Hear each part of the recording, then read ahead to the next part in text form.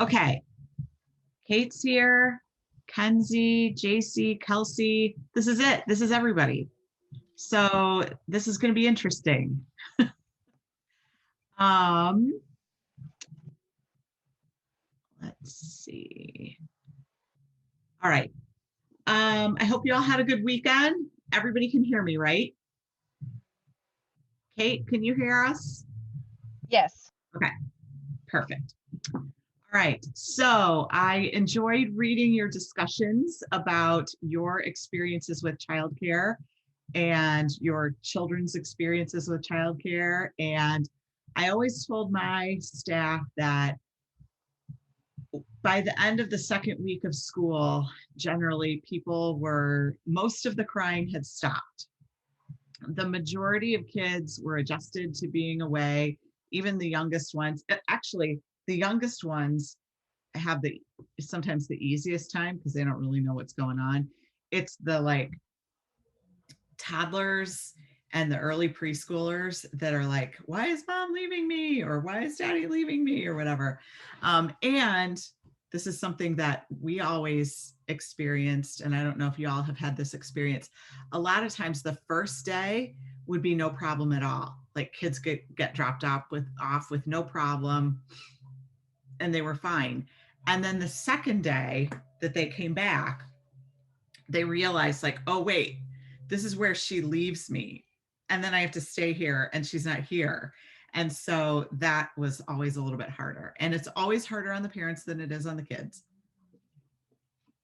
So that's an important thing, that anybody who works with children of any ages needs to be aware of. Like there's that transition, and you have to help the kids through it, but you also have to kind of help the parents sometimes too. So, okay, I gave you 3 much longer than I intended lectures to watch about a lot of stuff. And before we go any further, does anybody have any questions about any of that stuff? And know that most of the stuff in those first 3 we'll cover in more depth as we go along. It was a lot. I don't even remember what we talked about. Early childhood education. So the study of early childhood education as a subject matter, as a program in colleges and higher ed, hasn't been around forever. Like I said, it's been around since the 70s or 80s as a discipline. So it's interesting to me that, 40, 50 years ago, people didn't even think that was worth paying attention to. And now it's an industry and it's a discipline. So, and then we talked about types of programs, and basically that was talking about all the ways that we deliver childcare and early childhood education in the United States. In my Parkland job, I'm part of it's called Global Initiatives Program or something. And I realized as I was putting together all this stuff, how like Western and American focused this is. Like other people in the world do early childhood, they have young children and they care for them. And I think one thing that I'm going to start incorporating into this class is that there are other people in the world that do things too. And we can probably learn from people around the world about how they work with their children and what kinds of programs they offer and how they set it up. We will do that a little bit later on when we talk about different curriculum types and theories about learning programs. And then we talked about being a professional, and basically, it's a career. It's something that you study for and you get paid for. And I think a lot of times people think, oh, you work with young children, that's so much fun. And it is fun, but it also can be a lot of work and requires a lot of knowledge and experience. So that was the first chapters 1, 2, and 5. Any questions? Okay. So the next thing that we're going to do is we're going to do the presentations on your early childhood historical figure. And then I'm going to do the lecture on chapter 3. And Kate, you're not driving, are you? No, I'm actually parked where there's Wi-Fi by I sent you a message. I have a meeting I'm going to have to get off and then back on in class. And I Okay. apologize about that, but I parked somewhere that I have Wi-Fi so I can do my presentation, so I didn't miss it. I totally get that. I've done meetings from the orthodontist parking lot before, from, that's how we do it now. Do you want to go first then so that you can get yours done before you have to leave? Okay, I'm not great at this. I know most of you guys have been in my classes before, so let me try to figure out how to pull this up first. So I had Patty Smith Hill, and let me share screen. Oh, I can't share screen. Oh, yeah. It says host disabled participant. I thought I just fixed it, but let me see if I can fix it again. I might have joined after the fact. Oh, there it is. Share screen.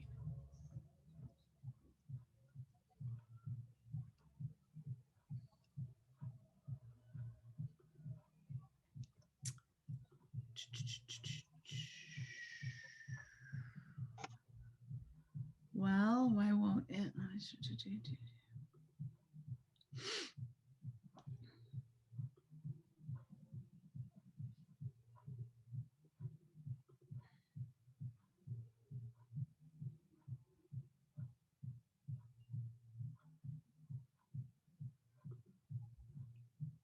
Dang.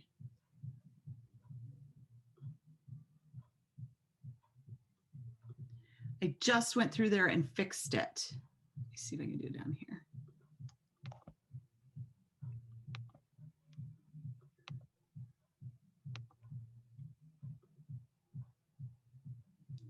Okay, it should be right now. Okay, it is. Let's do this. Yay. Share. Can you see my screen? I see that it says you started sharing. There it is. There it is. Okay. So let me oh, it's loading. Oh, I might not work. Okay. That is not okay. Jackie presenting. So you're gonna wait a minute, okay? All right, sorry. So I had Patty Smith Hill, and so Patty Smith was born in 1868, and she died in 1946. And she started out as a kindergarten teacher, and then she moved on to be director of the Louisville Free Kindergarten Association in Kentucky. And she actually co-wrote a bunch of songs with her sister, and we'll talk about one of those later. And that was in the book, I Conduct a Curriculum for Kindergarten and Songs. So that was really cool to be able to see some of those songs and things that she did. She was a faculty member at the Columbia University for Teaching, and she started that in, can you not, in 1906. And so she basically was creating more play for children and being able to incorporate how the children react to their own environment in their own way. And so creating expression and being able to facilitate expression with education. She was elected president of the National Kindergarten Union in 1908.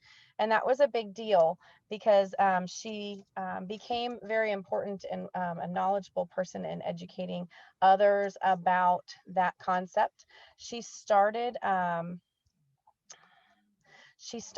she developed the Patty Hill blocks, and I have some pictures of those later in the slideshow. But what those are the main building blocks that you would normally have in a preschool. Those large blocks that you would use in your block area. We have a lot of those in every room at Pershing.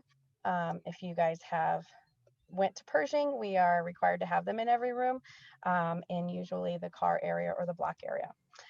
She did write the curriculum for kindergarten and first grade. Um, and then she promoted the extension of nursery schools. And like we learned in our reading, that nursery schools were the stepping stone into preschool, into kindergarten. And so that was a big deal. She received an honorary document from Columbia. So she got honorary. She didn't actually get a doctorate and go to school for becoming a, doctor labeled, but she did receive that honorable doctorate. And then she retired in 1905. So one of the things, she had like three purposes for her knowledge of how children should learn, and it was to minister to the nature of the needs of the children. And so um, you're going to go from ages 4 to 6. They wanted something that incorporated before school. Many times when this started, again, it was like a half-day program. It was incorporated through play and through learning at child size developmental levels. So all the furniture became small. All of the learning she tried to incorporate from what you had at home to what you had at school, and tried to mesh that bond. So it wasn't just books and learning. It was more time to go play. Let's see what you have and how can we learn from it. So to see the relationship between kindergarten and first grade curriculum, and trying to like mesh those two together. So without, like it says, without sacrificing, the kindergarten child free full development. And then to connect it to the home, like I was saying, like reducing that gap and meshing them together. So this is kind of an example of what her classroom would look like. All of the furniture is smaller, the baby dolls, that was what women would do back then. They would cook and clean and hang the laundry. But as you can see, she made her classroom look like outside, like what it would look like at home and how to incorporate those lessons. Um, so these are those blocks I was talking about, and it was really cool because she made a large scale of a toy and made it to where you could play in them, you could build them around yourself, and it also made them build them together. So it made socialization happen, interaction with each other, and it is initiated by the kids. So it was more of, what do you want to build and how do you want to build it and tell me about it. So it was a really good language process as well. Um, they were also unique because these blocks had little peg holes in them. They weren't like the ones we have now. These actually sat inside each other and they could build kind of like a log cabin, or the Lincoln logs would, where they had a little indent in them. So it was really neat to see those go through. She was also the first president of the NAECY, so the National Association of Education for Young Children. And we talk about this a lot in other classes as well, just giving quality education to the kiddos. What I thought was really cool about that is there's many steps to that process. So I kind of highlighted those. I'm not going to read through that. I'll let you guys read if you want to. But it was really just one institution turning into another, which reflected on a couple of others. So, minimizing the essential of nursery education, and then the Institute of Child Welfare Research. She was really into just really getting children's knowledge out there, and how to work with those younger kids. And then it turned into the National Association of Education for Young Children in 1964. So I was reading about her. These are some really cool things that, like, she was not able to go to college as a single mom or as a single woman. She had to get married first, because back then you couldn't go to college if you weren't married. And I was just like, really? Like, there's all kinds of us that are single moms out there going to college, and it's just not available to them back then. So back in that time frame, the children were supposed to be indoors and helping parents. Well, her mom was very adamant about, go outside, go play. Here's your tools. Here's your garden. You have to tend your own garden and take care of yourself. Like, I want you to learn by playing in the woods, building a fort, and, fighting each other, basically. Like, I want you to go out and be a kid. She had 3 sisters and 2 brothers. And her mom was kind of like I am. I'd rather have my kids' friends come to my house than my kids go somewhere else, because that way she can actually see what they're playing and what they're doing and how to help them through that. She really thought her parents were really good role models, and that she really wanted to be like them and incorporate play into her life later. So I thought that was really neat. So like I said, they would spend hours in the woods. And the funny thing is, you think about the dinner bell. Well, mom would like flag, like she had this red flag that she would wave, and all the kids knew it was time to come in. Like when I was growing up, it was the street lights. When the street lights came on, you better be home. Well, mama here had this red flag. And I just thought those were really interesting facts that could be incorporated, because we talk about like sensory and things like that in other classes, and how colors are really associated with that. And that mom was always waving that red flag. I thought that was really cool. This is the good morning. So you've all heard the happy birthday song, happy birthday to you. So she and her sister actually wrote that song, and it was called Good Morning to You. And what happened was Warner Brothers bought the license for it. They actually showed a video of her playing the piano, and it'll show in this little video here that I have for you. And then what happened was anybody who played that song on the internet or online or in a movie had to pay them for licensure. Well, a few years back, there was a lady who found out that the happy birthday song was not written happy birthday to you. It was written good morning to you. So all licensure was kind of broken in that. And now it's free to be sang at any time. So it was really kind of neat that now Warner Brothers has a lawsuit. So they have to repay all those people back, which was really interesting. So if I have a second, I'd like to play that. Is that okay? Sure. Okay.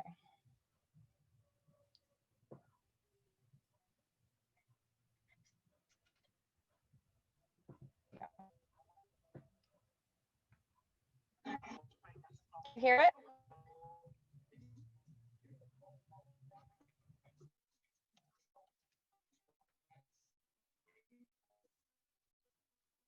Can you hear it okay?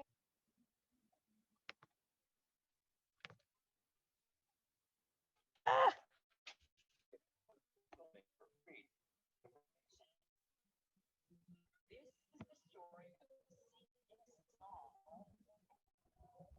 Oh, I don't have very good internet. So I'd like to it's basically saying what I had just said, how I can give you guys the link later that might help. Yeah, if you just give me the link, I can And post it on the site.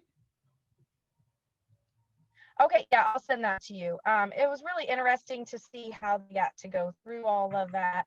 And I don't know how to get back to my, there it is. Okay. And to go through all that and to see that, it shows them playing the song, and how, now they have to, they were told to pay for it. And like singer like Marilyn Monroe sang it to one of the presidents, and she had to pay a licensure to Warner Brothers for it. And it was really interesting how now, like years later, now, it's really not their song. And so, and these are my resources, and that's all I have. There was so much that I could have put in here. I was just trying to get those main points and the fun things about her. She was really, really a founder of a lot of parts that you would think as a play enacted school teacher. And the fact that she started as a school teacher, to me, is more important than starting it as an administrator and not understanding the classroom.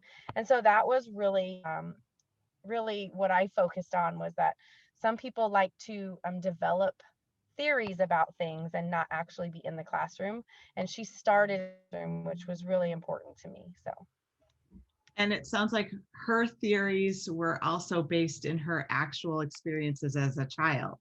So like her Right. mother saw how important it was for kids to be independent and to go out and do their own thing. And that was part of her whole thing. I love, I've never seen a picture of her classroom before. So that's Yeah, fantastic.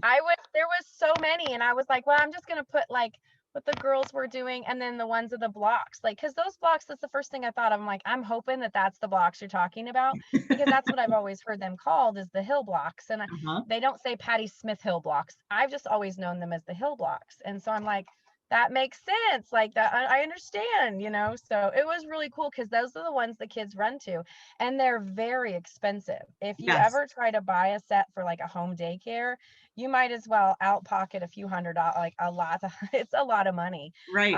And so We had a teacher who had her husband made a set once because it was cheaper. I mean, they weren't as good, but they were still, they worked. And the fact that you noted that they're too heavy for one kid to lift, and so you have to work together to use them is so interesting to me.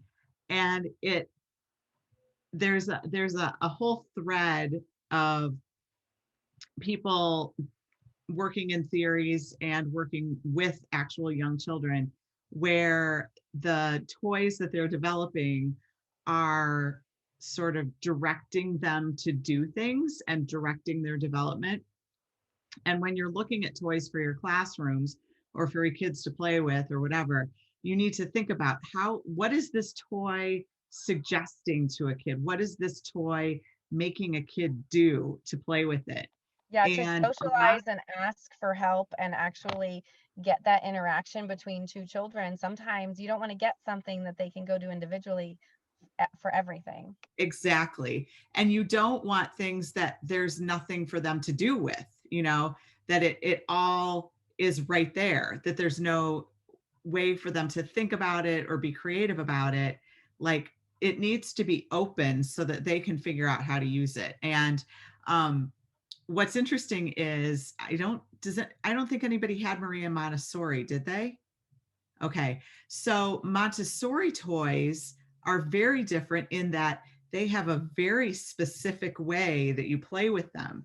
And we'll watch a video about Montessori for those of you who don't have a lot of experience or understanding of that.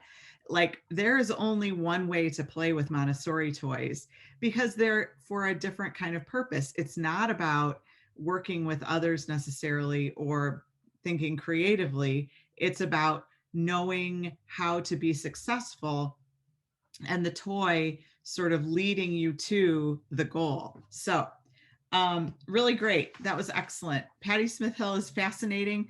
And it's crazy to me that, like, in the 1920s, somebody was thinking about things this way and understanding children in this way when most of what was going on with children was at home with moms. Like, she Patty Smith Hill was in a lot of ways a very forward thinking person and thinking about children as actual individual human beings with individual development and not just little babies or little adults. So, but that's kind of a common thread with all of I, the people that we'll talk about.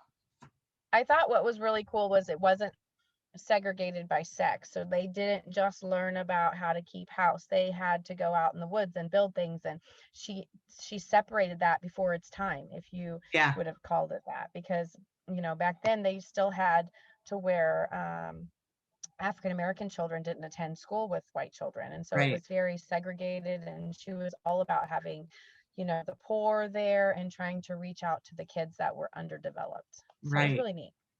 Excellent. Thank you. Who wants to go next? Does anybody have any questions for Kate first?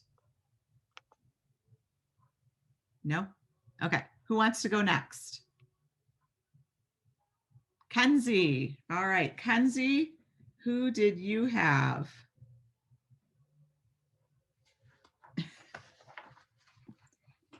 I have Abigail Elliott. Okay. Abigail Adams Elliott.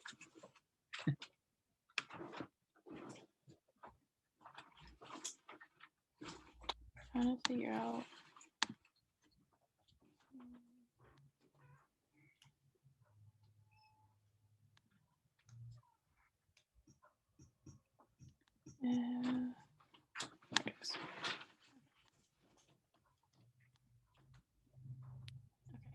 Can we see it?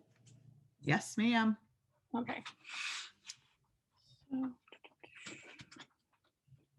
it has been a minute since I've used actual PowerPoint. There it is. Okay. So I had Abigail Adams Elliott. So she actually lived to be almost exactly 100 years old. She died I think 10, it was 10 or 20, it was an even amount of days after her 100th birthday. Oh. Which I thought that alone was really cool. But she had lived in Dorchester for the majority of her life. And it's really cool that she had actually left to go to college, and she left again after she figured out her original career wasn't for her. And she still came back to the Boston area to like kind of care for this community that she had always been a part of, which doesn't always happen. So I thought that was really cool. When she was growing up, she had two older siblings, Martha and Frederick May, which are the two other children in this photo here. She's the little baby, and then there's her as she got older. But she graduated from Radcliffe College, which was around the Boston area, but a little bit outside. There. And there we go. Okay, so after Radcliffe College, she went and started in social work. And I found like 4 different sources that kept saying this quoted bit. She quickly became disillusioned with it and just was like, this is not for me. This is not what I like. And there were a lot of issues that she saw. Mostly children being unclean, and like there were a bunch of kids in the street that would have lice and other diseases that you could see just from standing on the other side of the street. Like it was just very bad and very unhealthy for them. And so she left for a year to go to Cambridge University, and she studied early childhood education. And she found out over there that they had started what they called nurseries. Nowadays we all know what that is, but then that was like the big thing. No one did that in the US. And she really liked the idea that it came from nurturing. It was to teach kids how to kind of take care of themselves and to help meet their needs while they were learning to be able to do that. So she came back for about 6 months, and then the Women's for Education Committee came to her in the Boston area and asked her to head up a nursery for them. So she went back to England and worked under a woman, Macmillan, and she was the one heading a bunch of stuff over in England. And she started by reading books on her flight over about her, and then came back and opened up the Ruggles Street Nursery School. And there they were all kind of like weirded out by the way that she taught and how she taught her teachers to teach, because your kids were supposed to stay quiet and do what they're told, was like kind of the parenting up to that point. And here she was letting them get messy, she was letting them be creative, she was encouraging them to do so. So everything was always a mess, and anytime a visitor came in, they would like just gawk like, oh my gosh, what is happening? And I would love to be able to do that today, to just but so this was really cool. And like the nursery that she founded was one of the first in the US to be opened, and it was a street nursery. Like it was for anyone in that neighborhood, like everyone could afford it, I guess, which was like really cool to me. They had like everyone coming into it. And yeah, so, and I liked the fact that she went and found an idea that she liked and brought it back. And she said multiple times in her lifetime that she wasn't going to teach just the way Macmillan did. She wanted to make sure she taught to all the theories that she thought were correct. And that was pretty much every theory she had heard of, because there were a lot of people out with ideas at that point by the time she had the nursery up and running, like full speed. And another thing is she felt that parents were not educated very well on how to care for their children or what was best for them in education. So she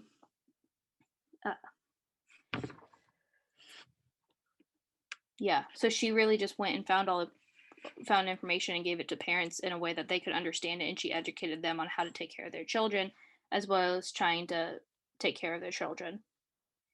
And a lot of that was like, you can't let your kids play out in the street because they didn't have the best sewer systems or anything. So then there was a lot of diseases and things. And then these are my citations.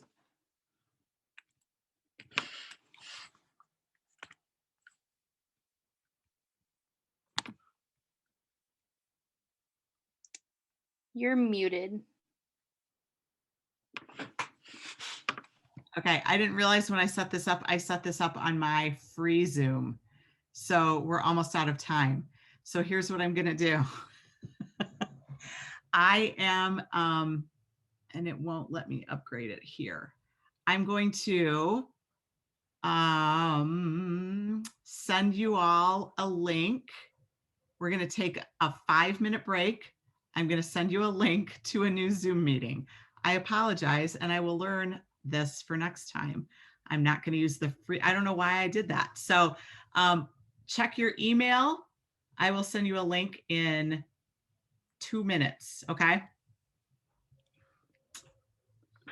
All right, I'm ending this one and I'll see you on the other side. Take a little break, go get something to drink. Okay, well, that was dumb. I can't believe I did that. I don't know how to do Zoom if Milliken has an account that I can use or whatever. So I don't know. I just didn't think about using my Parkland one. So here we are. Okay, sorry about that, Kenzie. I got a little distracted at the end there because it was like, your meeting's going to stop. Your meeting's going to stop. But I love that Abigail Adams Elliott studied with the Macmillan sisters in London and learned how they worked, and that their focus, I like how you talked about she was disillusioned as a social worker. And I think that's what led the Macmillan sisters to do what they did, and probably Abigail Adams Elliott to follow them. They just saw like kids that weren't being really cared for and who didn't have a lot of structure and people watching out for them. Because in those days, especially in London, and I'm sure it was the same way in cities in the United States, you know, parents would have to go off to work and there was nowhere for kids to go. So, you know, much like it is now, kids need a place to go while their parents are working. And why not make it a healthy and supportive and educational atmosphere? Just kind of makes sense. So excellent. Thank you. All right. Kelsey or JC, who wants to go? All right. I think that, yep, I've got it set so you can share. So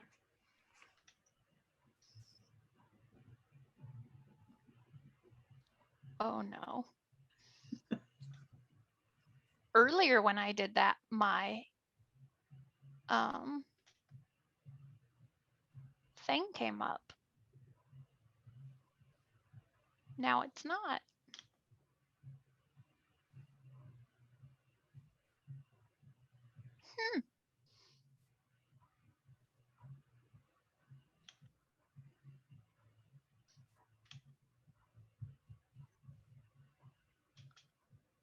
there you go. Now you got to click on the right tab. There, you got it. I'm getting there.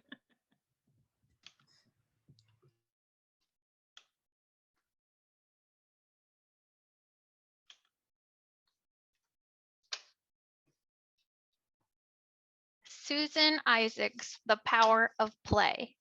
Isaacs believed play and imagination are key in a child's development. Susan was born in 1885 in Bolton, Lancashire. Susan was the youngest of 14 children. Her life experiences are as follows. Her father was a Methodist preacher. Her mother died when she was still very young.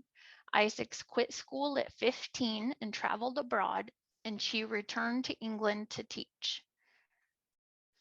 Her work and education experiences. She obtained a degree in philosophy at Manchester University. She studied psychology at Cambridge, and she trained as a psychoanalyst. Her work experiences is she taught psychology in London, was the head of child development department at University of London Institute of Education, was Ursula Wise for a journal.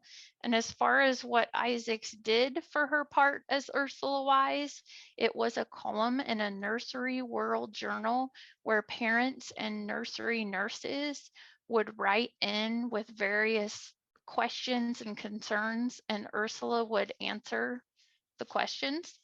She also wrote for several magazines and wrote several books. Some of Isaac's publications were The Social Development of Young Children, The Nursery Years, Childhood and After, Troubles of Children and Parents, and Behavior of Young Children. In 1924, Isaacs became a teacher at an experimental nursery school called the Malting House. This school accepted children from ages 2 to 7. These children had a wide range of abilities and behavior. Some of Isaac's theories were that play was essential for emotional and cognitive growth, that the teacher's role was crucial, surroundings were vital, and the importance of nursery school itself. Play was essential for emotional and cognitive growth.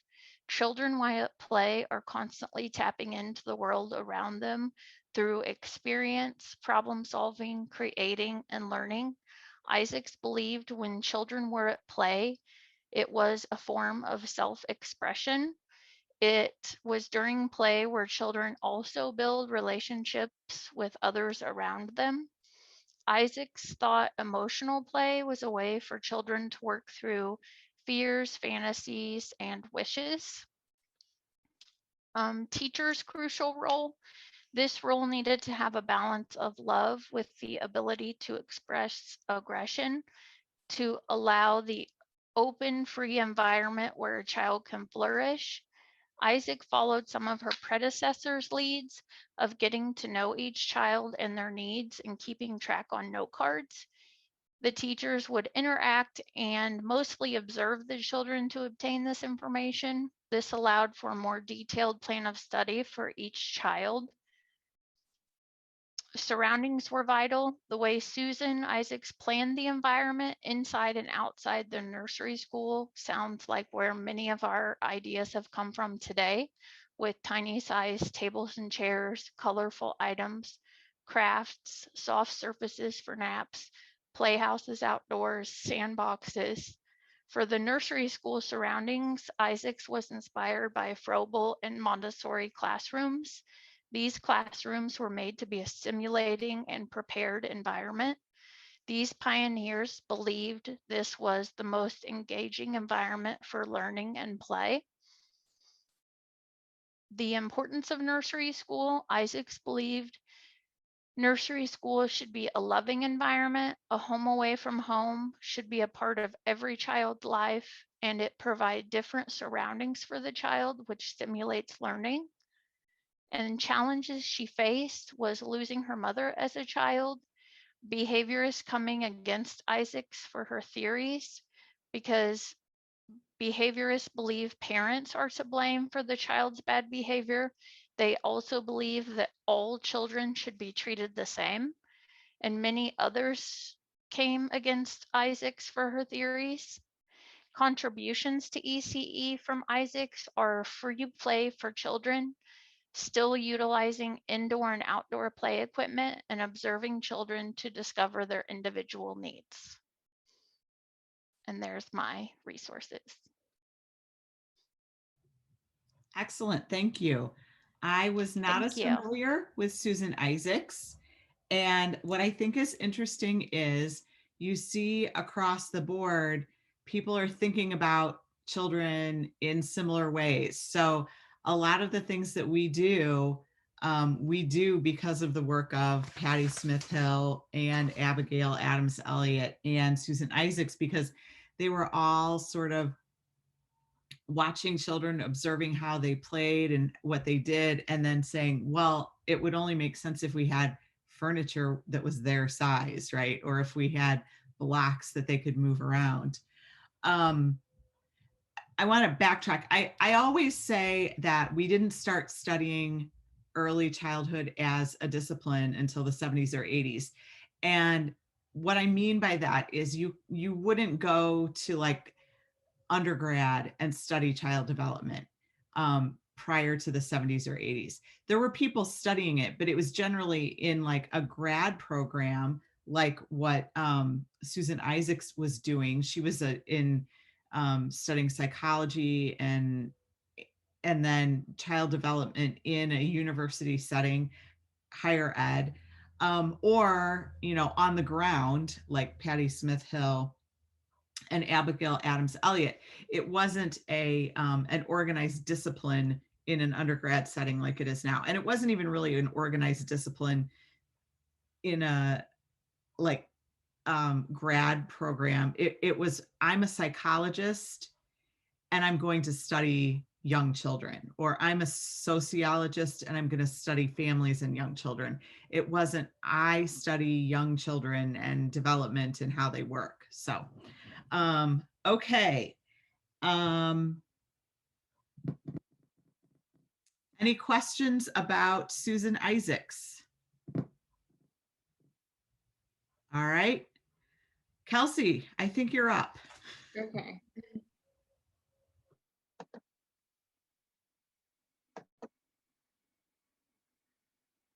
So I had Lucy Sprague Mitchell, and she was born in Chicago, Illinois on July 2nd of 1878. She died from a heart attack in her home in California on October 15th, 1967.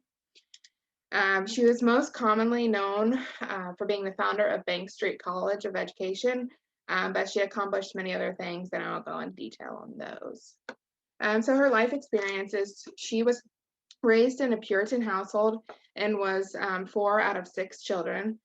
And during her childhood, this was a time when men was very authoritative, and Lucy had a very strict schedule during the day, and play was considered a waste of time in her household.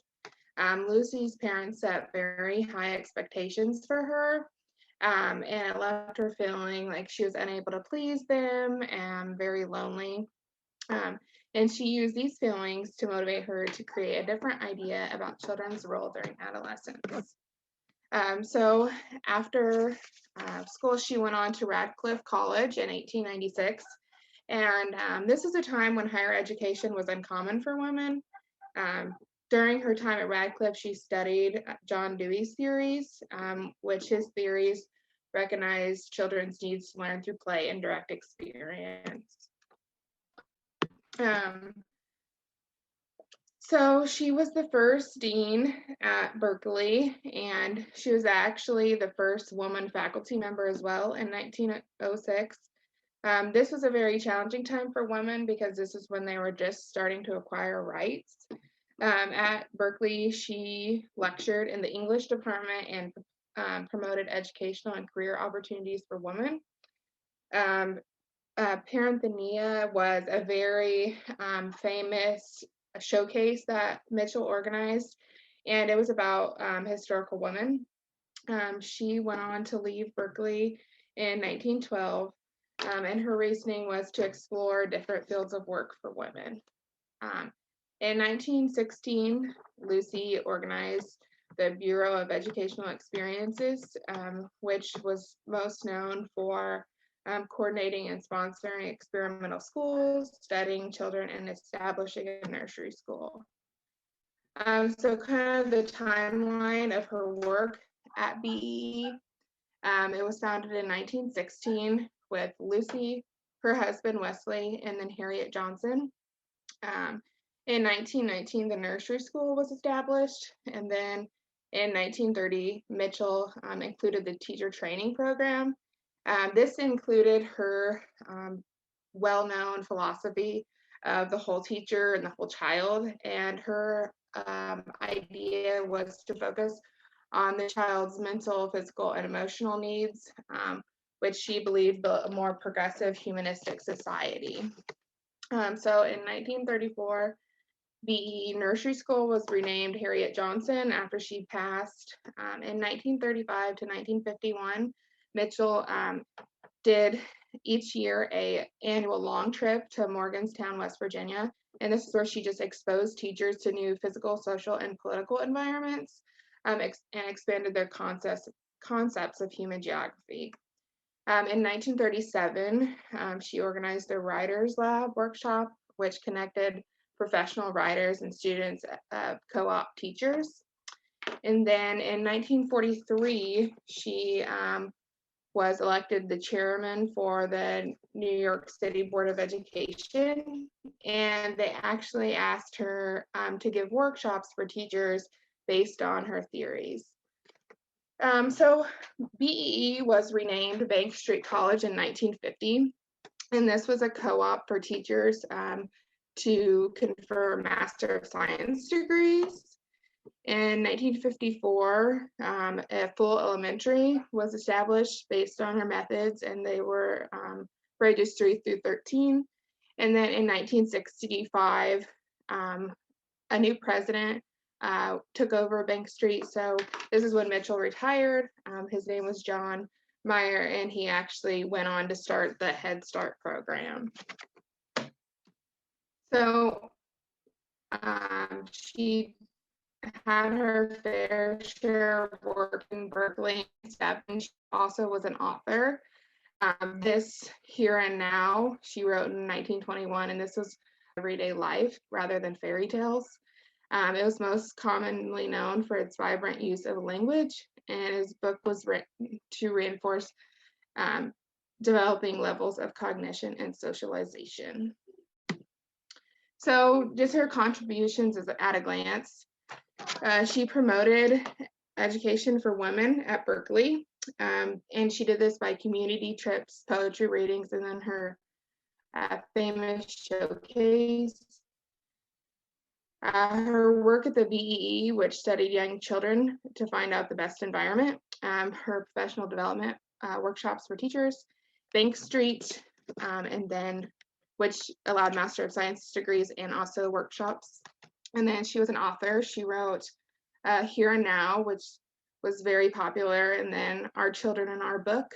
And then she also wrote Two Lives, which was about her life and her husband. And then a famous quote by her was, "We see in education the opportunity to build a better society." And my references.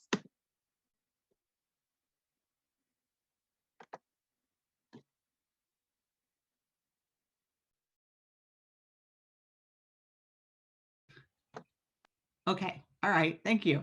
So, what strikes me about all of this is that these ladies were born within 24 years of each other. So all of this work was happening in like the same time period, the 20s and 30s.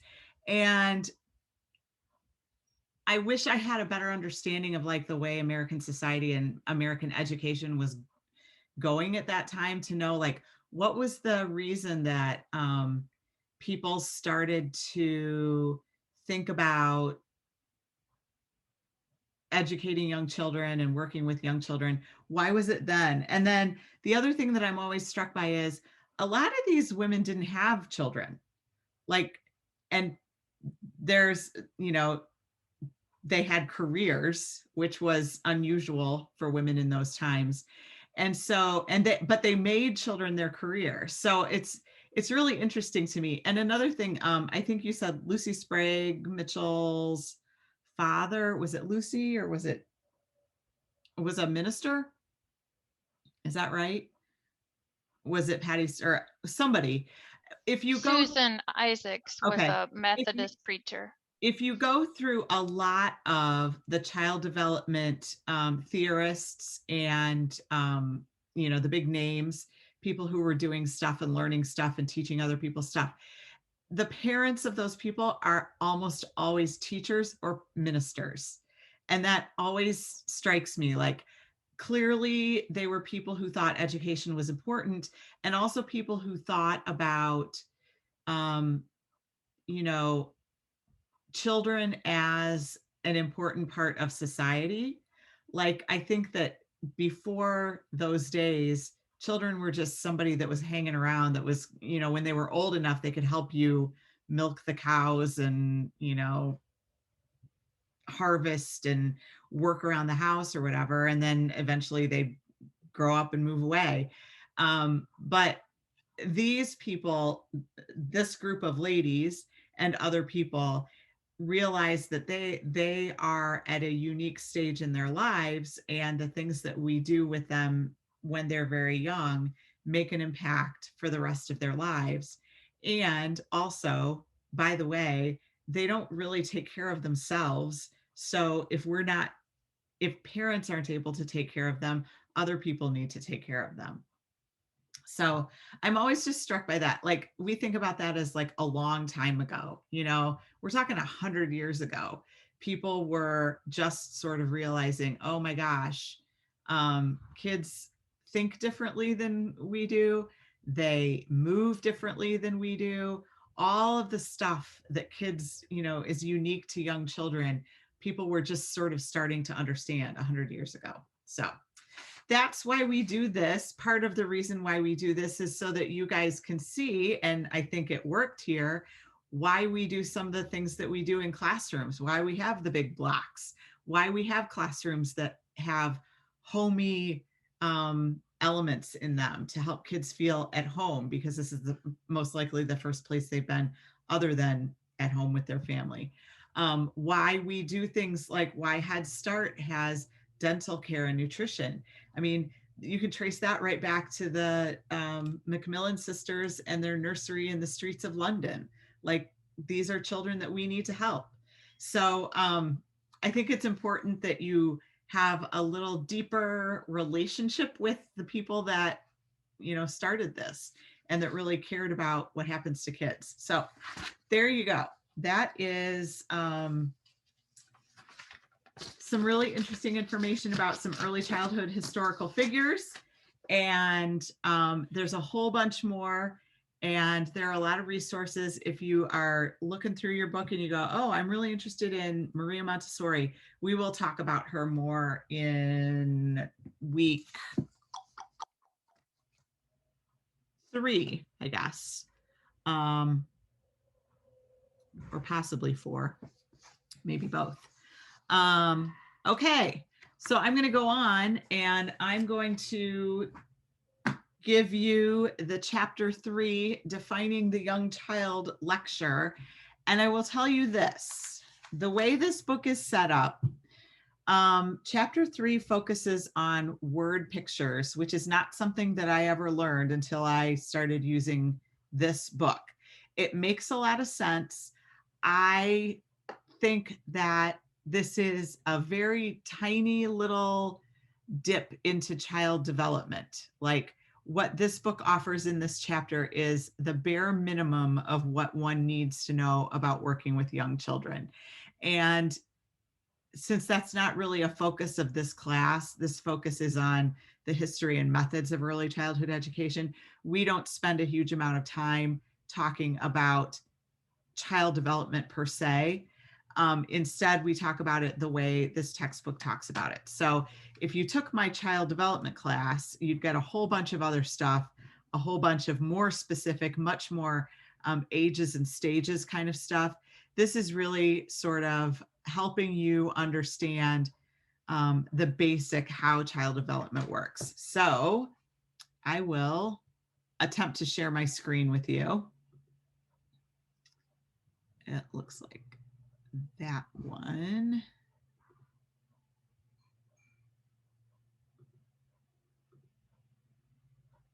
And do you see chapter 3, Defining the Young Child? Okay, then it's working. All right, now when I talk about developmental domains, your book talks about it as social emotional development, physical motor development, and cognitive language development. I personally split those two apart, and I think I talked about this in one of the lectures: cognitive development and language development. Language development, when you think about it, is such a huge thing. I mean, that's gigantic for a kid to go from unintentionally making sounds to speaking words and sentences in the first 2.5 years of their life, right? That's a huge bunch of development that I think needs to really be studied separately than cognitive development. Cognitive development is learning things in the world, understanding concepts, knowing what's going to happen next, that kind of stuff.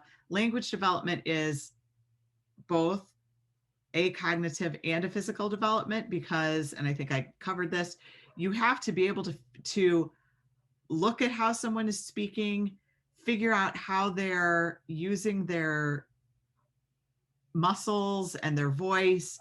You also, language development is learning, is listening as well. So the book talks about it as 3 domains. I talk about it as 4. All right, so word pictures are, if you look in your textbook on pages 56, 50, 54 through 58, it gives you word pictures. And really what it is it is taking each domain, breaking it out, and when they do it in the book, they break it out into social, emotional, language, physical, motor, creative, and cognitive. So that's kind of interesting because there is a creative, like you could do it as 5, and they do it as 5 in here, even though they talk about it as 3. And just kind of observing how a child, what a child does in each of those developmental domains, and then, keeping track of that, right? And knowing that at certain ages, certain things are going to be the things that you see, and at different ages, you're going to see different things. And what they've done is they've taken information and observations from forever and looked at what are the things that children typically do when they're 2 years old. How is language development typically at 2 years old? What are the common things that we see, right? And then those are the things that you need to know so that you can develop how you're going to work with kids, right? So you know that at 2 years old, kids are talking or should be talking. If you have a 2-year-old who's not talking, you might want to look into what's going on there. But so you can then in your classroom have, singing where they're singing along with you. You might not ask infants to sing along with you because they can't do that yet. So you're basing your activities and the programs that you're doing on the development that you expect at the ages that you're working with. And that's what developmentally appropriate practice is. And we'll spend a whole week on that later on. So what is the value of word pictures? Making word pictures about the children that you work with helps you because you have a better understanding of what their behaviors are, how they react to things that are happening in the world around them, how they react when you ask them to do things, how they generally behave in the school situation. And you see what are normal patterns and what are abnormal patterns, and you have a better understanding of what your expectations for that child as far as behavior should be. So if you're observing and you know that they can never, they rarely put away the blocks the first time you ask them, but on the third time you ask them, they always will. You know that you're going to have to ask them 3 times to put the blocks away. That's the expectation that you're going to have based on the behavior that you've seen. And that's something that you might put down as a word picture about a child, like delayed response to expectations or suggestions or whatever. And that's totally typical for like a 2-year-old or a 3-year-old even. To the first time you say something to them, you might get their attention. The second time you probably will get their attention. You have to say it again so that they can process it, and then they'll actually do it. So in curriculum planning, you're going to gear activities to each child's appropriate developmental level. You have a base developmental level. If you're working with 2-year-olds, you can expect this, but then you also want to individualize what you're doing so that it works with each child individually. You might not expect the same thing from this child as you would from this child because you've spent time observing and jotting down, this kid is really good at climbing, this child is not good at climbing. And then how are you going to gear your activities for everyone? And then cultural awareness and identity. we'll talk about this later as well. We want to make sure that we are giving children the opportunity to see themselves all over our classrooms, all over what we do. So, reading stories that represent a lot of different children. And that's not just different races, that's different cultures and ethnicities, that's different abilities.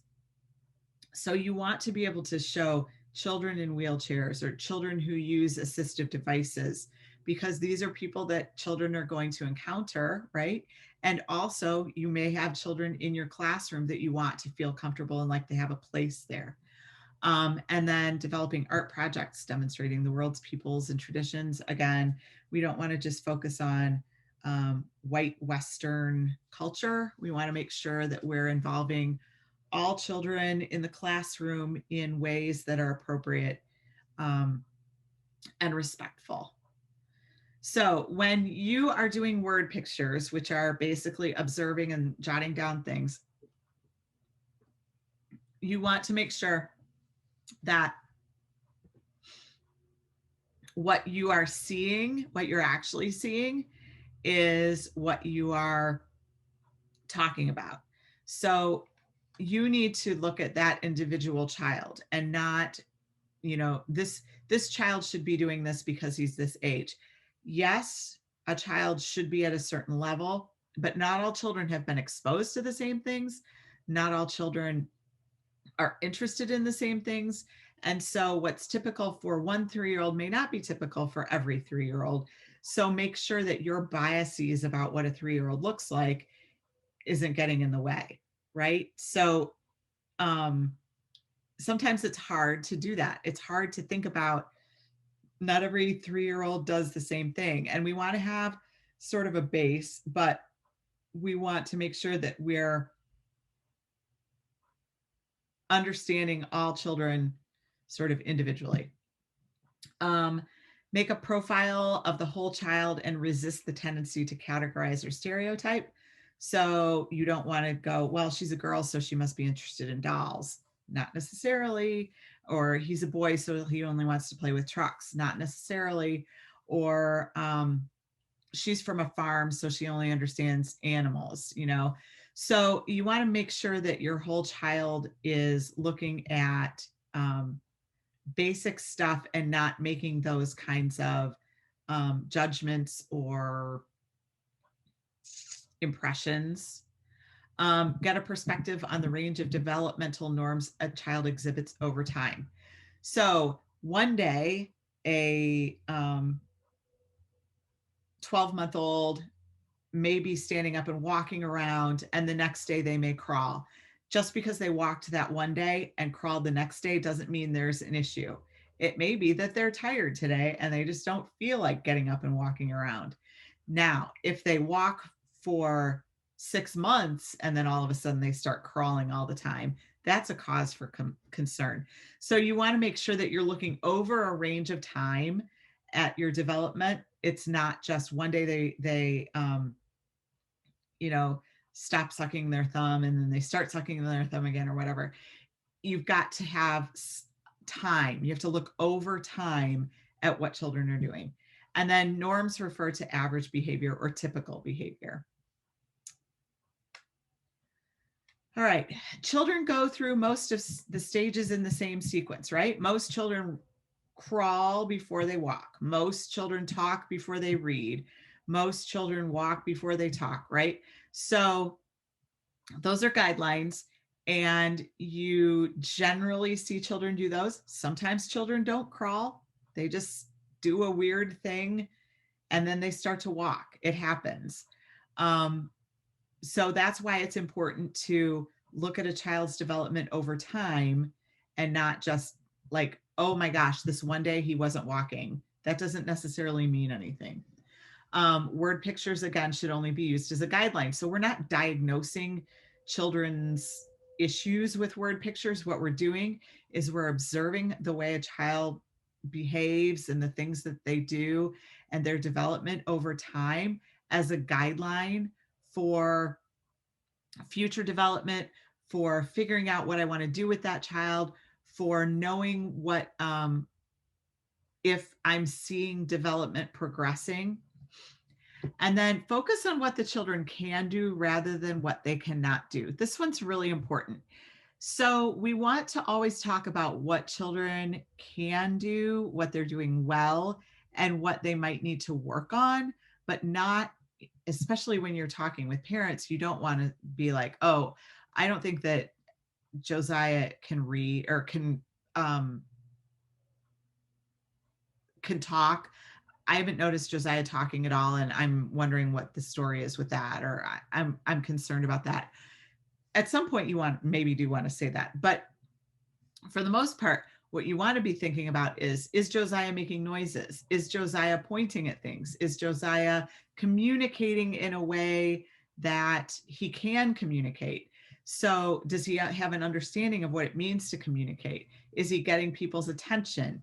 Is he trying to do something? So focusing on what they're doing and not what they can't do, because what they're doing will lead you to what they need to be doing. So if Josiah is pointing and making noises, then maybe we need to work with him on, oh, when you're pointing and going, could you say, blanky or whatever? And then you can work on what are the things that we need to do instead of just being like, oh, Josiah obviously can't talk. We don't know what to do with him. Okay, we have many different types of cultures, ethnicities, backgrounds, parenting styles, expectations for children. All of these things can change based on a family's background. And so we need to be sensitive to that. Some families are much more interested in promoting independence in young children, and some are much more interested in nurturing young children as long as they possibly can. So we need to be respectful of that. And at the same time, we also need to be able to say, when we do this thing with your 4-year-old, we do it because we're on the path to kindergarten. And in kindergarten, a child is going to need to be able to whatever. So I understand that you love your child very much and you want to carry him as much as you possibly can, but it's important that you let him walk into school when he's 4, because when he gets to kindergarten, you're totally not going to be able to carry him into school every day. And it's your job as a teacher to talk to families about these things, to ask them about cultural traditions, to say, I've noticed that so-and-so always wears this one type of garment. Can you explain that to me? Because I'm interested. I want to know what your tradition is with that, and share your own traditions too, so that it's a more comfortable space. And we'll talk about that in like week 6, I think. All right. Your book talks about children with diverse abilities a lot, and inclusion, factors that influence growth. So these are the things that can change child development and make a difference. Obviously, genetics has an impact on child development. The environment has a huge impact on child development. Both the physical environment, like what kind of place did you grow up in? Did you grow up in a place where there's lead in the water pipes? Did you grow up in a place where there's a lot of pollution or a lot of trauma? That makes a difference. Environment of a family. So how did your family relate to each other? That impacts a child's development. A family where food is scarce, that impacts a child's development. And then there are gender and race differences. So we know that typically girls develop language skills a little quicker than boys do. Boys may develop some physical skills faster than girls. And that's just a thing that happens. Okay, children with special needs. A child's normal growth and development is delayed, or delayed meaning it's taking them longer to catch up with typical children. So they might have a speech delay. They can't speak as clearly as other children their age. They might have a hearing issue.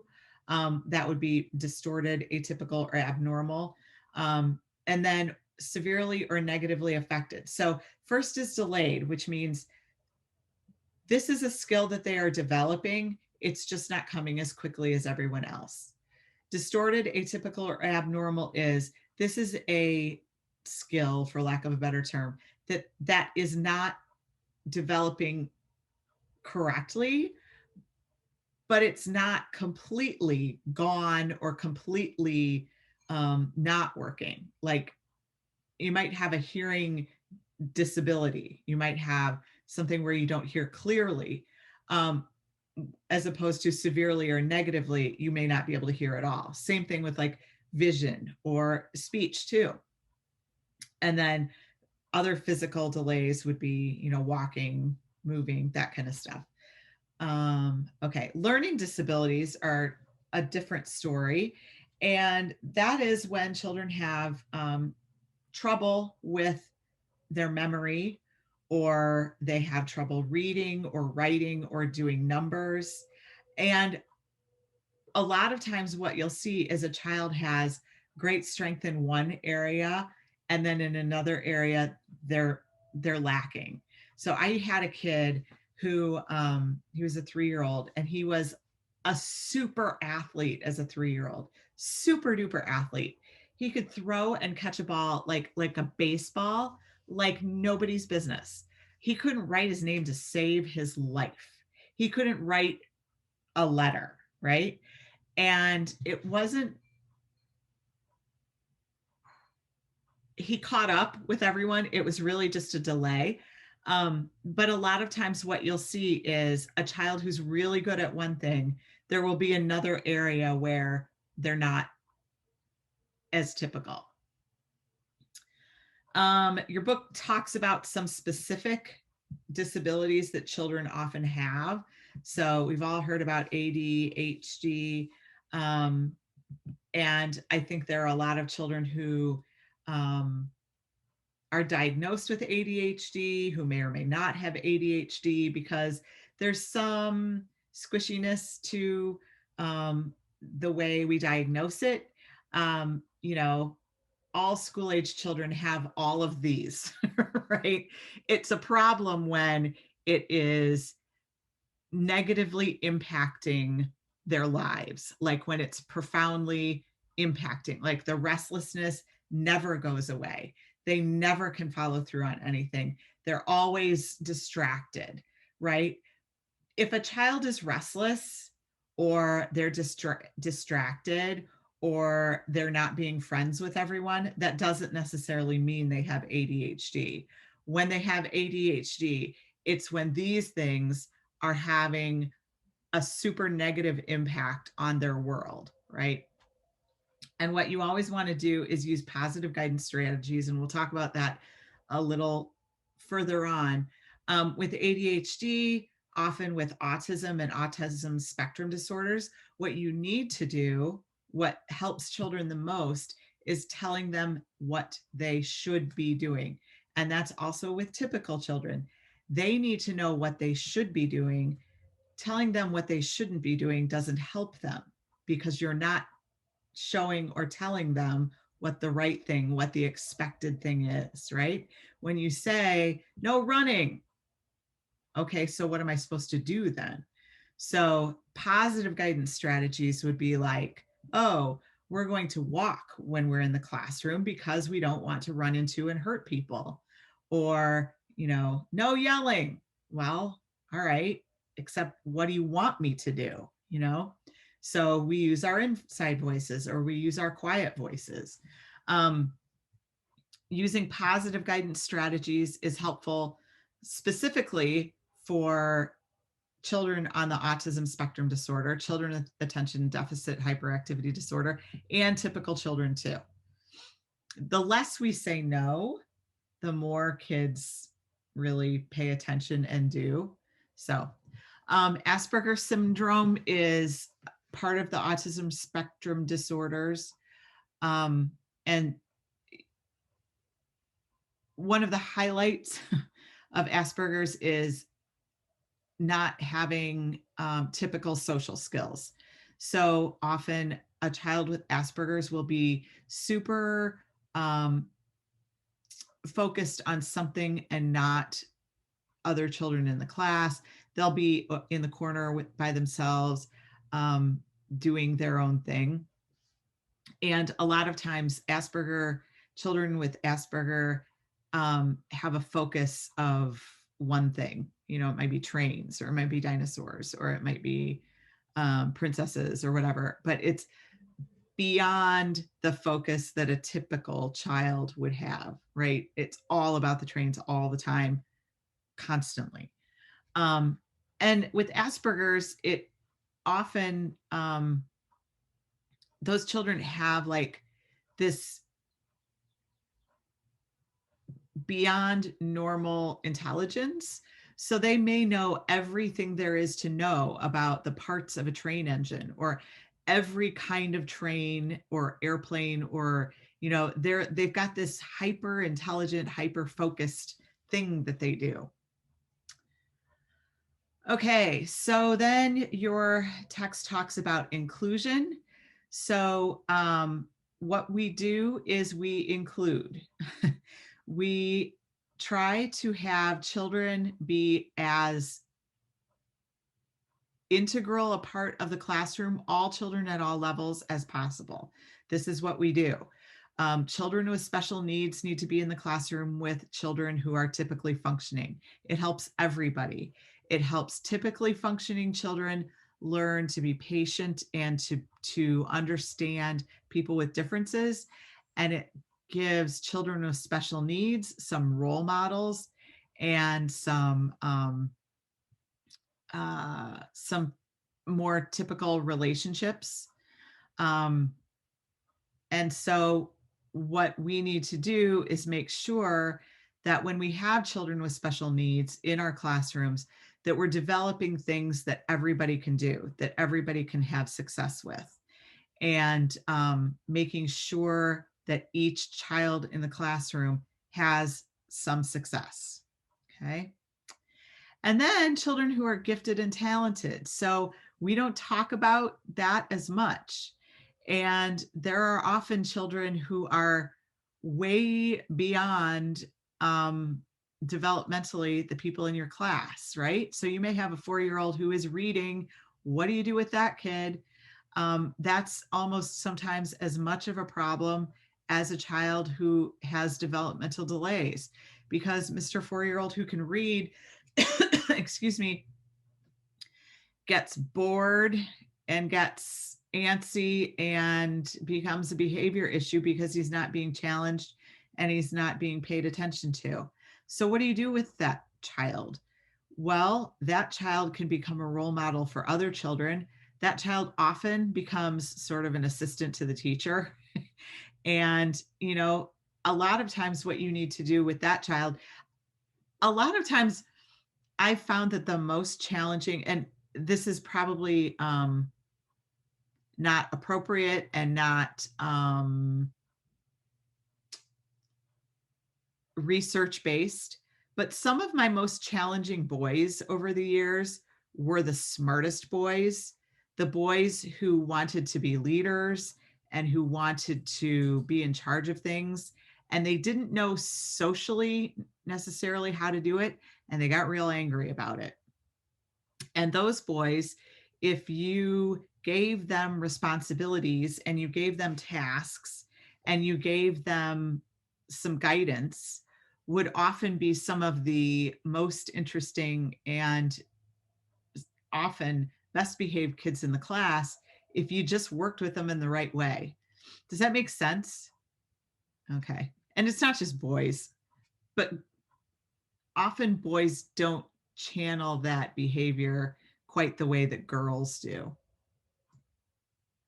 And we shouldn't even talk about it that way, because it's stereotyping, but in practice, it also sometimes bears out that way. So what you need to do with children who are gifted and talented is, what can you do with this activity that the whole class is working on, or this activity that everybody's doing together? how can we make it so that it's appealing and challenging to someone who is talented or gifted? You can move them up, but sometimes we move kids up who don't have the social skills. They may have the intellectual ability, but not the social skills. So that's important. And a lot of times, I think what I was saying there is that some of those really smart kids, that's great, but they really need work on social skills. So focus on that with them. Bias and stereotypes. Don't stereotype boys and girls like I just did. Um, Teachers should be familiar with and plan an individualized approach to learning, emphasizing discovery, learning through self-direction and independence, and appreciate the unique individual differences.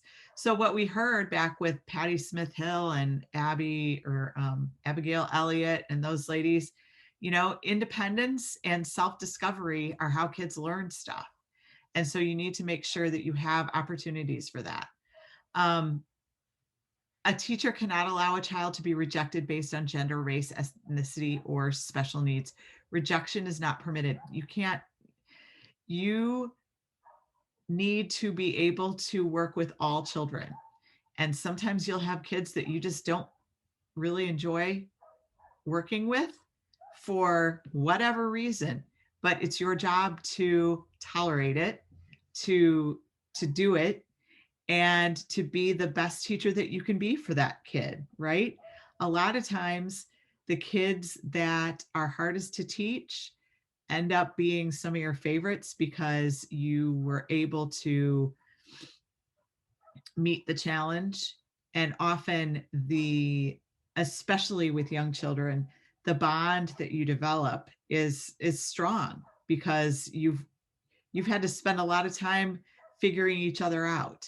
And so a lot of times those challenging kids get to be the most fun and the ones you miss most at the end of the year. So one of the things that we always need to do is look at our biases and think about, am I treating this child differently because of whatever difference there is? And to be aware of that and to be to stop doing that, to figure out a way to not do that. And sometimes, it's, this girl is a whiner and I don't like whiners. So how am I going to work with her? Or this kid is a hitter and we need to figure out how not to hit. And we also need to figure out, where is this coming from? And what can I do to help his life so that he doesn't need to be a hitter anymore? Okay, so that was child development in like 10 slides or whatever it was. It is not, I don't think, a very extensive broad look at child development. It's really focused on their word pictures thing, and then they throw in a little bit of stuff here and there. So if you want to learn child development, you're going to have to take another class. But this is what we do in this class so that we can move on to when we're talking about development theories and we're talking about the way children learn, we have an understanding and we're keeping all of this in the back of our minds. So, okay, any questions about any of that? Okay, so if you don't have any questions, then I don't have anything else for you tonight. We are going to next week talk about developmental and learning theories. This is a lot of talking about how kids learn stuff, and a lot of names and a lot of sciencey stuff, which is kind of fascinating. And I think we'll watch some videos and we will talk about Vygotsky and Piaget and some names you may have heard. We may talk in a little bit more depth about some of them. And it's really one of my favorite parts of this class. And then when I think we'll talk about developmentally appropriate practice too. So that's an important thing to know about. Okay. So if you guys don't have anything else, we're done a little bit early and the sun is still out a little bit. So I'll tell you what I'm going to do. I have a blind dog and he likes to go for walks, but not on a leash. So it's still light out. I can take him for a walk. So, okay, there is nothing due next week. You just need to show up. I mean, you need to read the chapters. Okay. Oh, and Kate's back. So, Kate, I am just wrapping up.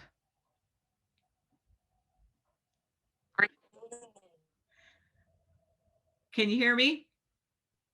Yes. Okay.